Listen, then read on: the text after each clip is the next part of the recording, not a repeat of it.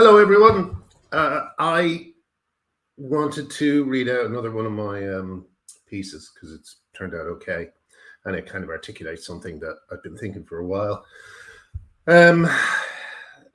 Yeah, it might not be the best expression of it, but it's an expression of it. It's called "Who is the Groomer at Stop Funding Hate?"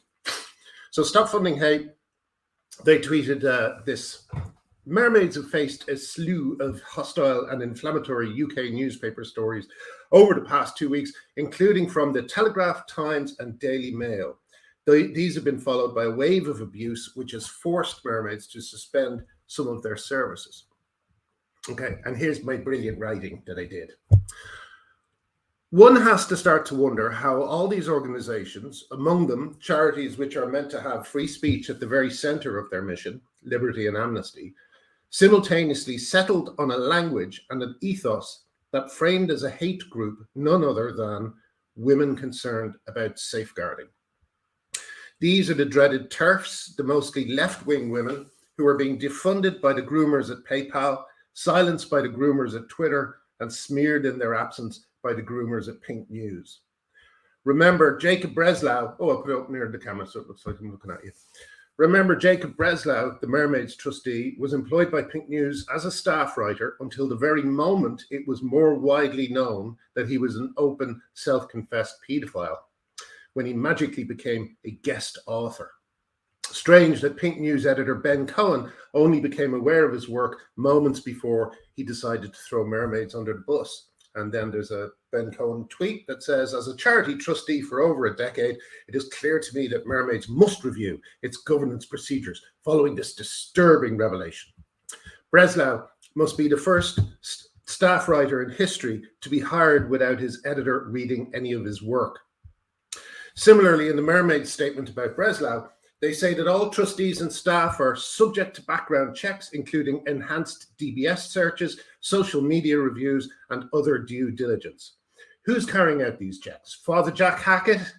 Self-reference there. A wise woman once said, it only takes a single person to groom an organization, but a number of these organizations can groom a society. Amy Challoner and his predatory paedophile father, David, were right at the heart of Stonewall when that organization introduced self-ID to a sleepy but still awake UK public. David Challoner groomed his son from a very young age, and both of them groomed Stonewall. Or to be precise, they both collaborated in the grooming of Stonewall. They didn't do it alone, because this movement has allowed groomers to come out of the closet, as it were. Groomers are not just working away on their plans in isolation, as in the past, they are coordinating and communicating as they have never been able before. Again, imagine if you gave Jimmy Savile the ability to communicate with all the other Jimmy Saviles in the world. He would not have had needed his celebrity to get the keys to the hospital and the children's home. He could simply work with others to move the Overton window until the doors were left unlocked. That, by the way, is self-ID. It means liberation for the predator class. That's what Nicola Sturgeon plans for Scotland. In Ireland, self-ID was passed without debate and without much notice. It was smuggled in on the back of the much more popular cause of marriage equality, just as the groomers at the law firm Denton suggested in their now infamous advice to activists. So with all that in mind, let's have a look at the Stop Funding Hate tweet again. Mermaids have faced a slew of hostile and inflammatory UK stories over the past 2 weeks, blah, blah, blah, blah, blah. Again, the tactic is to lie by omission. From reading this, one would never know that Mermaids has been the subject of a string of safeguarding scandals. So here's my question.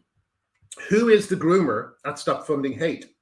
Is it the person who wrote the above tweet or the person who told them to write the tweet? Why are they pretending there is no safeguarding scandal around the closure of the Tavistock or the paedophile trustee or any of the other matters these newspapers have, thank God, brought to light? And who is the groomer in your place of work? Who patrols your social media? Who feeds your colleagues the talking points? Bad people on both sides, wrong side of history, trans suicide rates. I bet you know someone like that. Keep an eye on them. They might simply be acting purely out of a desire to do the right thing. After all, there's a lot of good people caught up in this madness. Unfortunately, there are also many, many groomers hiding amongst them. And that's it. Oops, no, wait, wrong button. Yeah, I might come back in a bit and have a kind of a more fun conversation. So stick around.